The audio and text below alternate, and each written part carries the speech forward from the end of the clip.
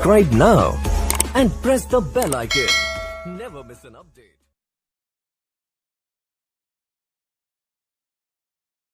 Hello दोस्तों, स्वागत है आप सबका स्टॉक रिसर्च यूट्यूब चैनल में। दोस्तों आज हम बात करेंगे सीट लिमिटेड के बारे में। तो सीट लिमिटेड टायर बनाने वाली कंपनी से तो अभी देखें तो 1600 रुपीज़ का हाई इसने बनाया था कुछ ही दिन पहले, और करंट मार्केट प्राइस देखें तो 1362 रुपीज़ चल रही है। तो ऑलमोस्ट देखें तो एक महीने में 12% की गिरावट इसके अंदर हो चुकी है। तो इतनी गिरावट क्यों हो रही है उसके बारे में बात करेंगे, और सीट लिमिटेड के फंडामेंटल क्या कहते हैं, चार्ट पे टेक्निकल लेवल्स क्या बोल रहे हैं, उसके बारे में आगे हम वीडियो में बात करने वाले हैं।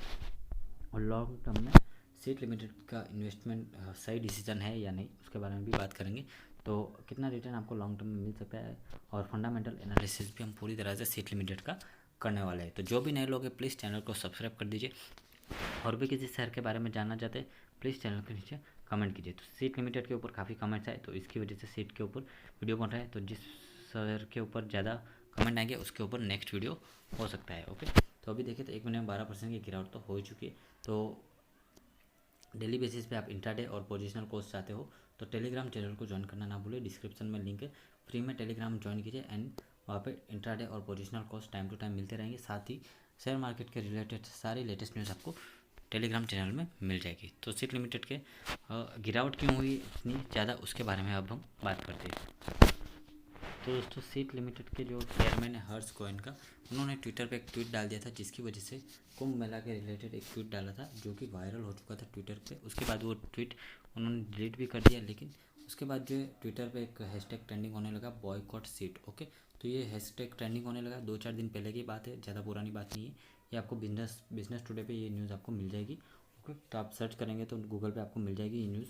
तो बॉयकॉट सीट के नाम से एक ट्रेंडिंग हैशटैग वायरल हो गया, और उसकी वजह से सीट के शेयर में हमको 10-12% की गिरावट यहाँ पे हमको दिखाई दी। तो डिटेल न्यूज़ अगर आप देखें तो यहाँ पे देख सकते हो। तो चेयरमैन जो है सीट टायर के हर्ष गोयन का, उन्होंने एक सोशल मीडिया पे काफ़ी कंट्रोवर्सी वाली पोस्ट ट्वीट कर दी थी, जिसमें इन्होंने एक फोटो इमेज शेयर की थी घाट्स ऑफ हरिद्वार की, और उन्होंने लिखा था कि कुंभ मेले के अंदर इतना इंटरनेशनल प्रेस है कि वहाँ पे मास्क कैसे पहने। ओके, तो इसकी वजह से ये ट्वीट बहुत ही ज़्यादा वायरल हो गया, और बॉयकॉट सीट नाम का ये ट्रेंड हैशटैग वहाँ पे काफ़ी ज़्यादा वायरल हुआ, जिसकी वजह से शेयर के अंदर हमको 10 से 12% की गिरावट हमको दिखाई दी।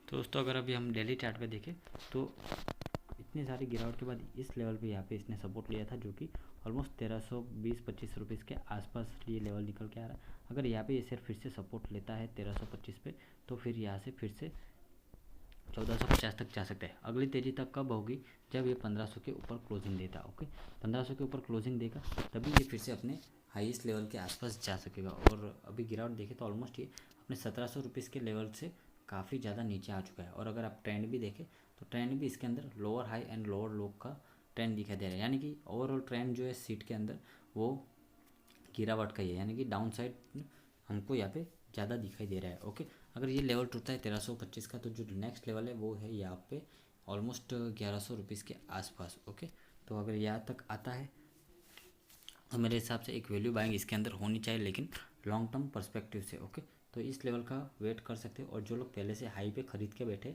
उनको यहाँ पे टेंशन लेने की कोई भी ज़रूरत नहीं है, क्योंकि फंडामेंटल जो है सीट के काफ़ी अच्छे हैं। तो अभी शेयर डाउन ट्रेंड में चल रहा है, लेकिन एक ना एक दिन फिर से इसके अंदर तेज़ी जरूर आएगी, और एनालिस्ट भी इसके अंदर अच्छा खासा उछाल शेयर प्राइस में देख रहे हैं, और अर्निंग में भी अच्छा खासा उछाल एक्सपेक्टेशन है उनकी। तो दोस्तों अगर शेयर के रिटर्न देखें तो पिछले कुछ टाइम में एक महीने में ऑलमोस्ट 10% की गिरावट हो चुकी है, 3 महीने में 7% माइनस है, 6 महीने में अभी भी 22.5% के अच्छे रिटर्न है, ईयर टू डेट में भी 26% के रिटर्न दे चुका है, यानी कि 2021 की शुरुआत से।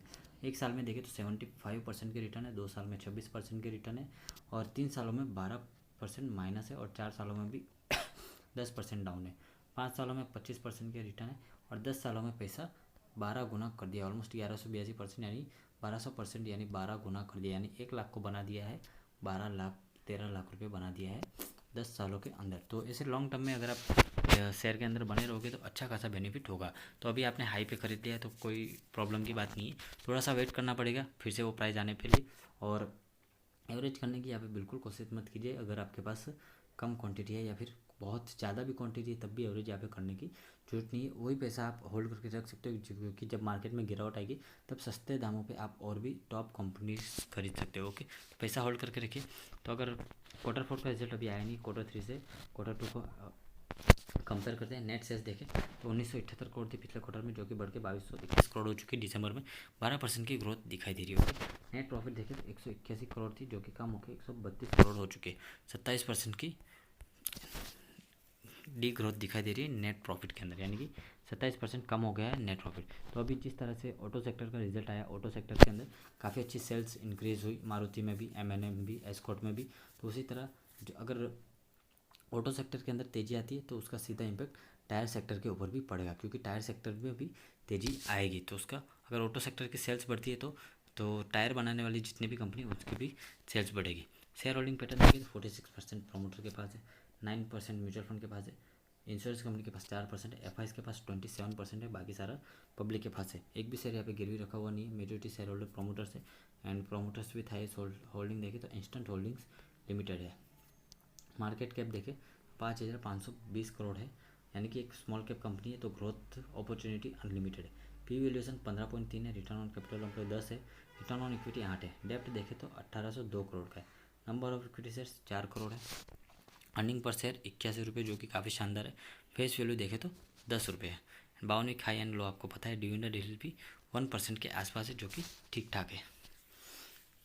अगर आप इनके पीयर से कंपैरिजन करते हो तो पी वैल्यूएशन यहाँ पे सीट का सबसे कम निकल के आता है। ओके, तो ये पी वैल्यूएशन है, सबसे कम पी वैल्यूएशन सीट का है, यानी कि आपको सबसे सस्ते वैल्यूएशन पे आपको सीट टायर मिल रहा है। ओके, तो अगर पहले से नहीं किया है तो आप इन्वेस्टमेंट कर सकते हो, और एक ही साथ एक ही प्राइस पे इन्वेस्टमेंट नहीं करना है। तो 100 शेयर्स खरीदने हैं तो पहले आपको 10 या 20 शेयर्स ही खरीदने हैं, उसके बाद मार्केट में और गिरावट आती है तो और 20 शेयर्स खरीदेंगे। ऐसे हम धीरे धीरे खरीदेंगे, एक ही साथ कभी भी हमको 100-150 शेयर्स की क्वांटिटी कभी नहीं खरीदनी चाहिए। ओके, अगर पिछले 5 सालों में देखें तो नेट सेल्स लगातार बढ़ा है। 2020 में थोड़ी सी गिरावट दिखाई दी, 2020 में भी अच्छा खासा रहा, 2018 में भी अच्छा खासा रहा। 2020 में यहाँ पे थोड़ी सी गिरावट दिखाई दी, क्योंकि जून में यहाँ पे लॉकडाउन लगा हुआ था, इसकी वजह से सेल्स कम हुई। नेट प्रॉफिट देखें तो पिछले यहाँ पे 2016 में अच्छा खासा था, फिर यहाँ पे थोड़ा कम हुआ, उसके बाद यहाँ पे और कम हुआ, लेकिन उसके बाद कंपनी ने बाउंस बैक किया। 2020 में कोरोना की वजह से एकदम फ्लैट रहा, कोई ज़्यादा उतार चढ़ाव नहीं हुआ। अगर क्वार्टर और क्वार्टर देखें तो सिर्फ जून का महीना छोड़ दे, बाकी सारे क्वार्टर्स में हमको ग्रोथ दिखाई दे रही है। ऑलमोस्ट नेट प्रॉफिट के अंदर भी जून के क्वार्टर में लॉस है, उसके बाद अच्छा बाउंस बैक है। ओके, तो ओवरऑल ग्रोथ जारी है, और उसके साथ ही कंपनी काफ़ी अच्छे अच्छे डिसीजन भी ले रही है, जिसके बारे में मैं आगे वीडियो में बताता हूँ। रिटर्न ऑन इक्विटी ऑलमोस्ट 7%, काफ़ी कम है इस साल, लेकिन पिछले 5 सालों का एवरेज 12% है। रिटर्न ऑन कैपिटल एम्प्लॉय भी पिछले 3 सालों में 12% और 5 सालों में 16% कंपाउंडेड है, जो कि काफ़ी अच्छा है। तो वैल्यूएशन की बात जैसे मैं कह चुका हूँ, तो अभी शेयर अपने इंट्रिंसिक वैल्यू के आसपास मिल रहा है, जो कि काफ़ी अच्छी बात है।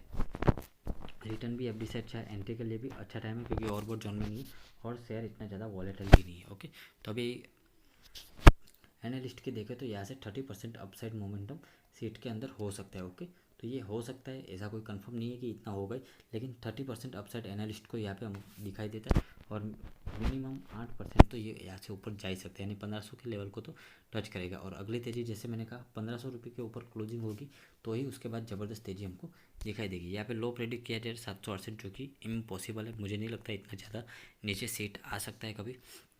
शेयर होल्डिंग पैटर्न देखें तो आपको बता चुका हूँ। अर्नब बनर्जी सीट के चेयरमैन एमडी, उन्होंने कहा कि वो काफ़ी एक्साइटेड आने वाले 2 से 3 सालों के लिए, क्योंकि यहाँ पे उनको काफ़ी बुलिश है वो अपनी होल्डिंग को लेके और मार्केट शेयर को गेन करने के अंदर, क्योंकि 2 व्हीलर्स और 3 व्हीलर्स के अंदर उनको काफ़ी ज़्यादा अपॉर्चुनिटी यहाँ पे दिखाई दे रही है। के साथ ही इन्होंने अभी टायर सम और ऑनलाइन प्लेटफॉर्म है जिसके अंदर भी अपनी हिस्सेदारी बढ़ाई है, एडिशनल 3.47% स्टेक लिया है, और उसके साथ ही इनका जो टोटल होल्डिंग हो चुका है 44.70%। ओके, तो इस तरह के डिसीजन सीट लिमिटेड आए दिन लेती रहती है, जिसकी ये जब न्यूज़ आई थी उसकी वजह से सीट के अंदर काफ़ी अच्छी खासी तेज़ी हमको दिखने को मिली थी। तो ओके, ये न्यूज़ 15-20 दिन पुरानी है, लेकिन सीट के अंदर तेज़ी दिखने को मिली, एंड जब वो ट्वीट वायरल हुआ उसकी वजह से ट्वीट सीट के अंदर गिरावट हमको देखने को मिली। तो ऑलमोस्ट वीडियो आपको पसंद आया होगा। वीडियो पसंद आया लाइक कर दीजिए, चैनल पर पहली बार है प्लीज़ सब्सक्राइब कर दीजिए।